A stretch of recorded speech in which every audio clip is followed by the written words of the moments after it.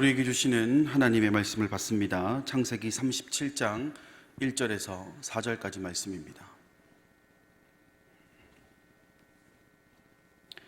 구약성경 56면에 있는 창세기 37장 1절에서 4절까지 말씀을 한 목소리로 읽도록 하겠습니다.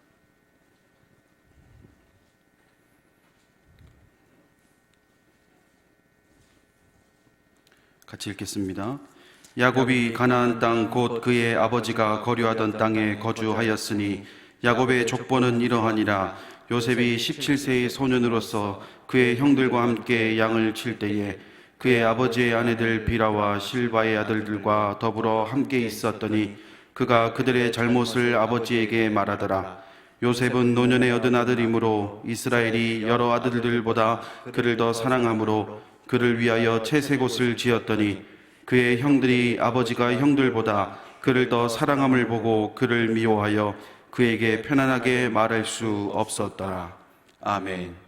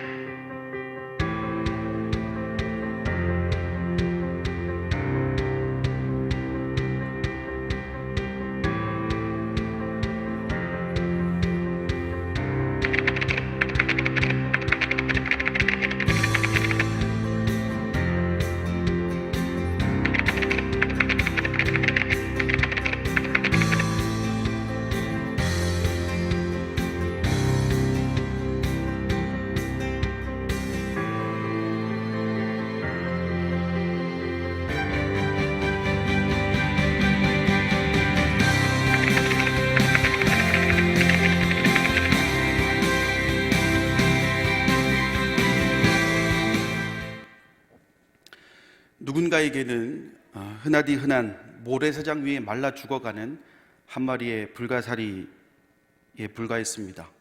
그러나 불가사리의 입장에서는 생사를 오가는 중요한 상황이었습니다.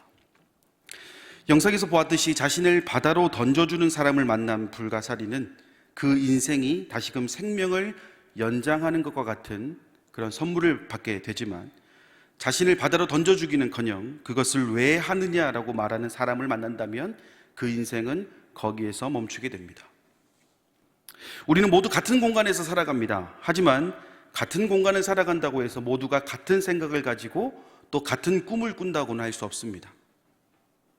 어떤 사람에게 있어서 인생은 지옥과도 같다라고 표현할 수 있겠지만 또 어떤 사람에게 있어서는 인생이 이보다 더 좋은 것은 없다, 천국이 이와 같다라고 표현하는 사람도 있을 것입니다.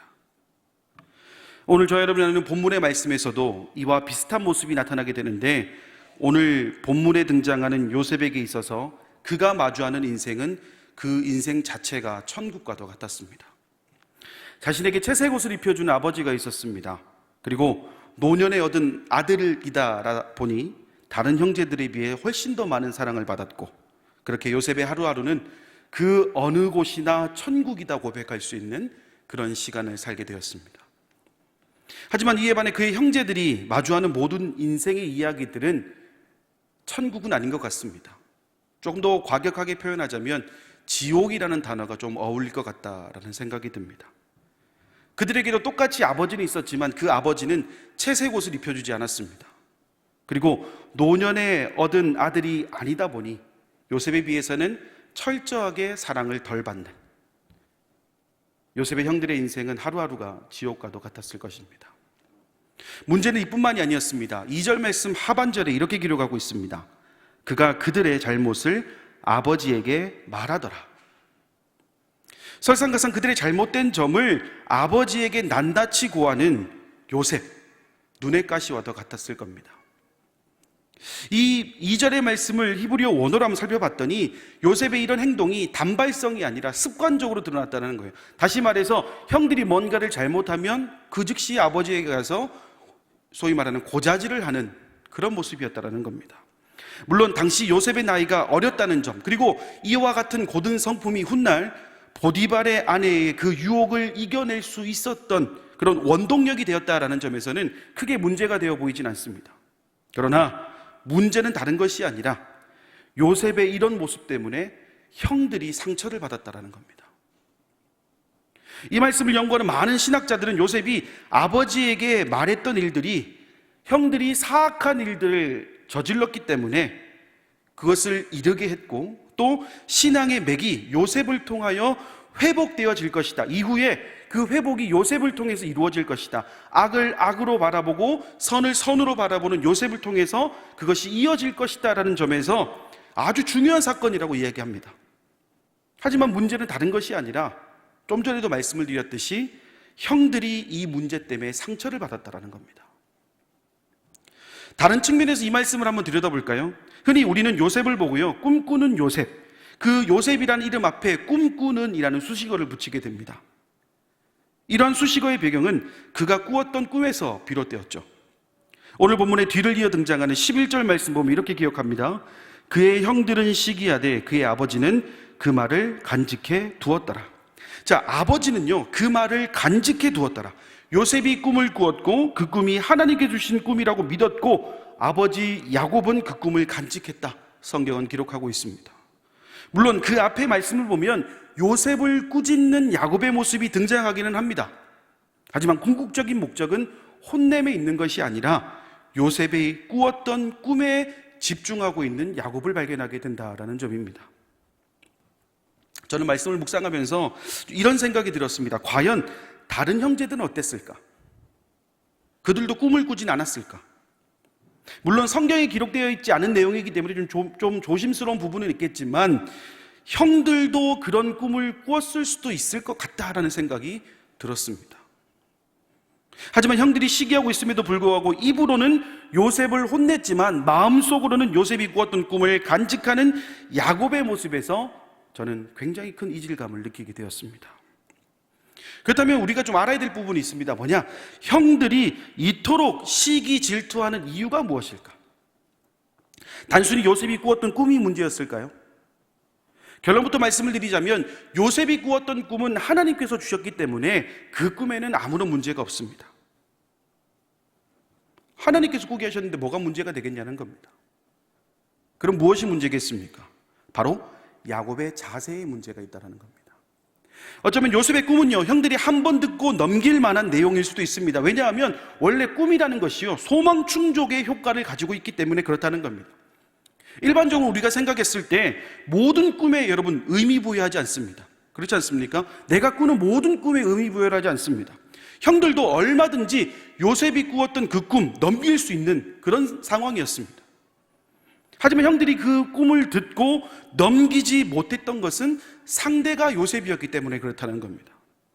지금까지 한 번도 입어보지 못했던 채색 옷을 입고 있는 요셉, 아버지 야곱은 늘 자신들의 이야기보다는 고자질하는 요셉에게만 집중했으니 요셉이란 단어 두 글자가 그 형제들에게 있어서는 굉장히 치명상을 입힐 만한 단어였다는 겁니다.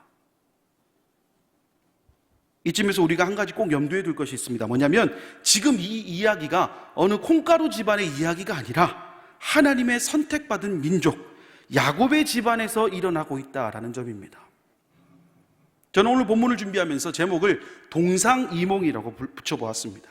다들 잘 아시다시피 동상이몽의 뜻은 같은 잠자리에서 서로 다른 꿈을 꾼다라는 뜻을 가지고 있습니다. 겉으로 보기에는 같은 생각을 하고 있는 것 같지만 속으로는 전혀 다른 생각, 다른 행동을 하고 있다라는 것이 이 동상이몽의 뜻입니다. 지금 야곱의 가족들이 이와 같다라는 거예요. 겉으로 보기에는 하나님의 백성으로 하나님의 나라를 만들어가는 그런 과정 속에 있는 것 같지만 현실을 보면 전혀 다른 이야기가 그려지고 있다는 겁니다. 그럼 무엇이 문제겠습니까? 먼저는 그들의 아버지 야곱에게 문제가 있었습니다. 물론 야곱의 입장에서 살펴보면 노년에 얻은 아들입니다. 그리고 자신이 가장 사랑했던 라헬을 통해서 얻은 아들입니다. 그러니 얼마나 사랑스러웠겠습니까? 그것을 이해하지 못하는 것은 아니지만 그 행동이 문제가 되었다는 겁니다. 요셉에 비해 상대적으로 다른 아들들을 사랑하지 않았다는 점이죠. 그리고 그들을 성경적으로 가르치지 못한 책임도 야곱에게 있습니다. 오늘 본문에 등장하는 2절에 등장하는 요셉이 했던 고자질의 내용들은 야곱이 그들을 여호와의 신앙으로 인도하는 일에 실패했음을 보여주고 있습니다. 자, 여기서 말하는 2절에서 말하는 잘못이라는 단어를 히브리어 원어로 한번 살펴봤더니 도덕적으로 악하면서 실제적으로 해롭다라는 의미를 가진 라라는 단어를 사용하고 있습니다. 그렇다는 것은 형들의 잘못이 그냥 용서하고 넘길 만한 내용이 아니라 도덕적으로나 실제적으로나 중대한 잘못을 야기했다라는 점을 말하고 있다는 것이죠. 그렇기 때문에 야곱의 이러한 실패가 뼈아프게 다가올 수밖에 없다는 겁니다. 여러분, 만약에 야곱이 그들을 여호와의 신앙으로 잘 훈련했다라면, 잘 인도했다라면, 잘 양육시켰다면, 그들을 더 사랑했다라면 아마 그들 가운데 있었던 잘못은 없어지지 않았을까요? 조금 더 사랑으로 다가갔더라면 그들이 도덕적으로나 실제적으로 잘못된 일을 범하는 것이 아니라 그 안에서 하나님의 이야기를 만들어가지 않았을까요? 그리고 이와 동시에 자신들의 잘못을 고자질하는 동생을 만나지 않았을 것 같습니다. 자식은 부모의 거울이란 말이 있습니다. 그렇다는 것은 부모가 어떤 모습을 보이느냐에 따라서 그의 인생이 달라진다는 겁니다. 말로만 신앙을 외치면서 그 인생이 뒷받침되어 주지 못한다면 어떻게 되겠습니까? 공식적인 자리에서는 독실한 크리스찬인데 집에만 가면 넌 크리스찬, 그런 삶을 살아간다면 자식들이 무엇을 보고 배우겠냐라는 겁니다. 결국 야곱 가족들의 동상이몽, 그 첫 번째 원인은 야곱의 자세에서 비롯되었다라는 겁니다. 그리고 두 번째 문제는 애석하게도 요셉에게 있습니다. 물론 요셉이 그 당시에 나이가 어렸다는 점, 그리고 미숙하다는 점을 들 수 있을 겁니다. 하지만 요셉이 받고 있는 사랑을 아버지에게 받아본 적이 없는 형들의 입장에서는 그것이 결코 이유가 될 수 없다라는 겁니다. 왜 그렇습니까? 4절 말씀을 한번 보면요, 4절 말씀 이렇게 기록하고 있습니다. 그에게 편하게 말할 수 없었더라. 자, 여러분, 이 표현을요 히브리어 원어로 살펴봤더니 로샬롬이라고 되어 있습니다. 로샬롬. 여기서 말하는 샬롬은 다들 잘 알고 계시잖아요. 그러니까 일상적인 인사입니다. 그런데 이 샬롬 앞에 로자가 붙으면 어떻게 되냐면 강한 부정의 단어가 된다는 거예요. 그렇다는 것은 형들과 요셉의 사이가 이런 일상적인 인사도 할 수 없을 만큼 굉장히 안 좋은 사이였다는 것을 의미한다는 겁니다. 근데 그 이유가 뭐냐고 봤더니 바로 요셉의 말에서부터 비롯되었다는 겁니다. 이로 인해 야곱의 아들이자 요셉의 형들은요 넘지 말아야 될 선을 넘어버리게 됩니다. 이후의 동생을 은 20에 팔아버리는 비극으로 치닫게 되었다라는 겁니다. 사랑하는 여러분, 이처럼 사람의 말과 행동이 가져오는 결과는 엄청난 영향력을 가져옵니다. 아무리 선한 뜻으로 말한다 할지라도요 그 말을 듣는 사람에게는 독이 될 수도 있고요, 아무리 좋은 의미라 할지라도 오히려 반감을 사게 한다는 점에서 우리의 말과 행동을 조심해야 된다는 점입니다. 그리고 이와 같은 문제는요 우리가 살아가는 이 일상적인 모습, 지금의 시대에도 동일하게 나타날 수 있다는 겁니다. 우리는요 하나님을 사랑하는 공동체 가자 제일교회라는 이름으로 모였습니다. 그리고 지금까지 수많은 시간 동안 담임 목사님을 중심으로 잘 걸어왔고 앞으로도 잘 걸어갈 위대한 공동체입니다. 하지만요 그런 우리가 만약에 동상이몽한다면 어떤 일이 펼쳐지겠습니까? 겉으로는 같은 목표를 가지고 같은 꿈을 꾸는 것처럼 보이지만 현실은, 그 마음은 다른 것을 품고 있다면 어떤 일이 펼쳐지겠습니까? 그렇기 때문에 우리는요 지금 이 순간, 바로 지금 우리의 모습을 점검해 봐야 됩니다. 야곱처럼 다른 것에 집중하는 나머지 바른 신앙의 길로 인도하기는커녕 나의 자녀를, 나의 이웃을, 나의 공동체를 방치하고 있지 않은지 우리는 깊이 한번 생각해 봐야 됩니다. 요셉처럼 자신의 말로 인하여 관계가 악화되어 있음에도 불구하고 계속해서 나의 자녀를, 나의 이웃을, 우리의 공동체를 아프게 하고 있지는 않은지 우리는 깊이 한번 생각해 봐야 됩니다. 그렇다면 동상이몽하지 않을 수 있는 방법은 무엇이겠습니까? 저는 성경을 묵상하면서 신약의 한 사건에서 그 방법을 찾게 되었습니다. 함께 마가복음 14장 72절의 말씀을 한번 읽어보도록 하겠습니다. 닭이 곧 두 번째 울더라. 이에 베드로가 예수께서 자기에게 하신 말씀, 곧 닭이 두 번 울기 전에 내가 세 번 나를 부인하리라 하심이 기억되어 그 일을 생각하고 울었더라. 자, 여러분, 이 말씀은요, 베드로가 예수님을 3번 부인했던 그 사건을 기록하고 있는 말씀입니다. 여기서 우리가 주목해야 될 표현은 이것입니다. 바로 베드로가 예수께서 자기에게 하신 말씀이 기억되었다. 우리는 이 표현을 한번 집중해 볼 필요가 있습니다. 예수님의 공생의 기간을 보면요, 대표적인 배신자 2명이 등장합니다. 한 명은 우리가 잘 알고 있는 가룟 유다입니다. 또 한 명은 누굽니까? 오늘 말씀에 등장하는 베드로입니다. 두 사람 다 예수님을 배신했다는 점에서 용서받을 수 없는 죄인이었지만 결정적인 순간 그들은 다른 행동을 하고 있다는 것을 볼 수 있습니다. 가룟 유다는요, 은 30을 받고 예수님이 잡혀가셨지만 아랑곳하지 않았습니다. 하지만 베드로는 어떻습니까? 예수님을 3번 부인한 그 순간, 닭이 우는 그 순간 그의 뇌리를 스쳐간 무언가가 있었습니다. 바로 예수님의 말씀이었다는 겁니다. 그리고 그 말씀이 생각나는 것으로 끝나는 것이 아니라 이 베드로로 하여금 회개의 자리로 이끌었다는 점입니다. 물론 성경을 보면요, 가룟 유다도 스스로 뉘우치긴 했습니다. 하지만 그것은 어디까지나 말씀이 생각나서 했던 회개, 뉘우침이 아니라 스승의 아픔을 보는 것을 견디다 못했던 행동이었으며 그 끝은 스스로 목숨을 끊어버리는 일이었다는 점입니다. 여기서 우리는 베드로의 행동과 가룟 유다의 행동이 다르게 나타날 수밖에 없었던 이유가 무엇인지를 생각해 보아야 되는데 다른 것이 아니었습니다.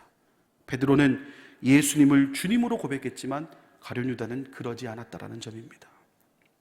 다시 말해서 늘 예수님의 말씀을 가까이 했다는 것을 의미하며 그 결과 가장 중요한 타이밍에 떠올랐던 것이 바로 예수님의 말씀이었다는 겁니다. 하지만 가룟 유다는 어떻습니까? 예수님을 그저 자신에게 한 자리 정도 줄 수 있는 사람 정도로만 생각했다라는 겁니다. 성경을 조금 더 깊이 연구해 보면 가룟 유다는요, 그 누구보다 예수님께 가까이 있었던 사람입니다. 심지어 베드로보다도 열심을 다해 예수님을 섬겼던 사람입니다. 하지만 그는 예수님의 말씀을 가까이 한 것이 아니라 결정적인 순간에 자신의 잘못을 알아차리지 못했고 그 이후에 말씀이 생각난 회개가 아니라 인간적인 생각에 의한 행동으로 생을 마감할 수밖에 없었다라는 겁니다. 여러분, 다시 본문으로 돌아와 볼까요? 만약 야곱이 평소에 지속적으로 하나님의 말씀을 통해 아들들을 양육했다면 어떤 일이 펼쳐졌겠습니까? 만약 요셉이 자신의 말을 앞세우지 않았더라면 어떤 일이 펼쳐졌겠습니까? 아마 지금 우리가 알고 있는 요셉과 형제들의 사건과는 조금은 다른 이야기를 보고 있진 않았겠습니까? 여러분, 교회도 마찬가지입니다. 하나님 말씀에 의지하여 자신의 말을 앞세우지 않고 하나님 말씀에 의지한다면 가장 결정적인 순간에 인간적인 생각과 행동과 판단으로 상처 주는 일, 상처 받는 일이 생기는 것이 아니라 거기서 하나님의 은혜를 경험하게 될 줄 믿습니다. 세상 일에 실패해서 어느 곳 하나 의지할 데가 없어서 마지막으로 하나님을 찾아온 이들이 하나님이 함께 하시는 교회라면 적어도 세상의 논리로 살아가지 않을 것이라고 기대하며 찾아온 이들이 회복되어지는 놀라운 역사가 다른 교회가 아닌 바로 우리 가자 공동체에서 이루어질 줄 믿습니다. 이제 우리 공동체는 또 한 번의 기회를 마주하게 될 것입니다. 그때 우리는 어떤 모습으로 비춰져야 되겠습니까? 동상이몽이겠습니까? 아니면 동심동덕이겠습니까? 말씀의 결론을 맺겠습니다. 미국 최고의 대학이라 불리는 하버드 대학에서 한 가지 재미난 실험을 했다고 합니다. 실험의 내용은 이렇습니다. 학생들을 3그룹으로 나뉘고요, 그 각 그룹에 실험용 쥐를 또 한 그룹씩 배치를 했다고 합니다. 그리고 각 그룹에게 메시지를 주게 되는데 어떤 메시지를 주느냐, A그룹에게는요, 이 쥐는 천재적인 능력을 가지고 있는 쥐다라고 소개하게 됩니다. 그리고 B그룹에게는요, 그냥 얘들은 평범한 쥐다라고 소개하게 됩니다. 그리고 마지막 C그룹에는 얘네들은 평범하지 못하고 오히려 떨어지는 애들이다. 그래서 많이 좀 어려울 것이다. 그렇게 이야기했다라고 합니다. 이후 이 3그룹의 학생들은요, 약 6주간 같은 조건으로 실험을 하게 되었고요, 그 결과는 놀라운 결과를 보여주었다라는 겁니다. 본래 이 3그룹에게 주어진 쥐들은요, 모두 그냥 평범한 쥐였다고 합니다. 그런데 천재적인 능력을 가졌다고 소개했던 쥐는 정말 6주 뒤에 천재적인 능력을 보였다라는 겁니다. 그리고 평범한 보통의 죄라고 소개했던 죄는 평범한 죄로 그냥 6주 뒤에 만났답니다. C그룹은 어떻겠습니까? 그죠? 수준 이하의 죄의 모습으로 6주 뒤에 마주하게 되었다는 겁니다.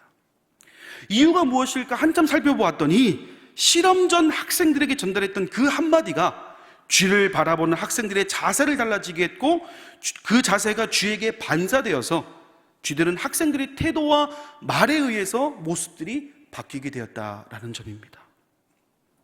사랑하는 여러분, 여러분의 자녀가, 여러분의 구역원이, 그리고 여러분이 앞으로 마주하게 될 태신자가 어떤 사람이길 원하십니까? 물론 저마다의 기대치가 다르기 때문에 제가 단정 지을 수는 없겠지만 우리가 원하는 기준이 적어도 수준 이하의 모습은 아닐 겁니다. 그렇지 않습니까? 그리고 더 나아가서는 보통의 모습이었으면 좋겠다라고 이야기하는 사람들도 드물 것입니다.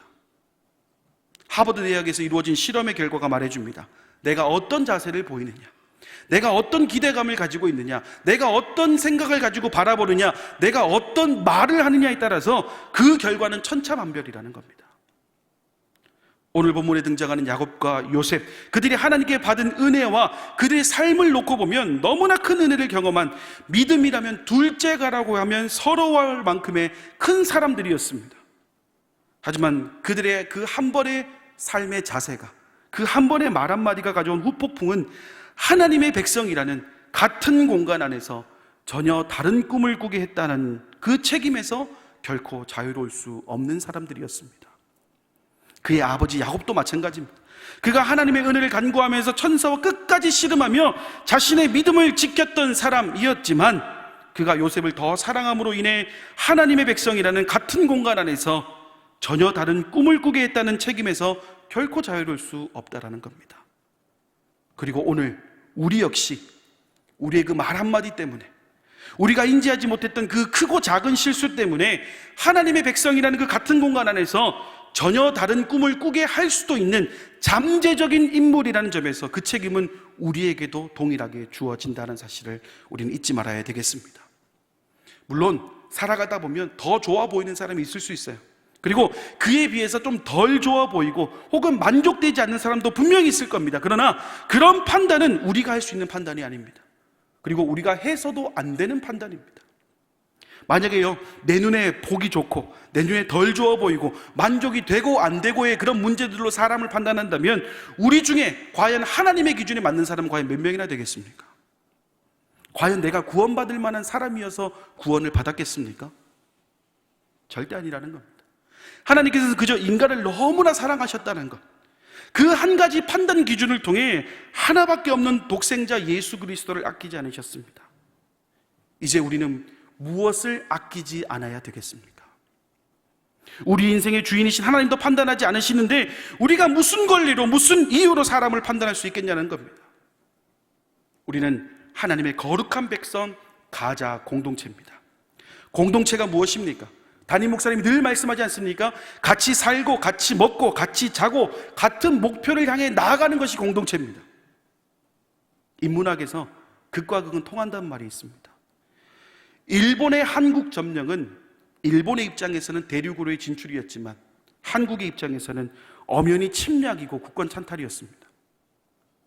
광개토 대왕의 대정복 전쟁은 고구려 입장에서는 진출이었지만 후연과 거란의 입장에서는 엄연히 침략이었습니다.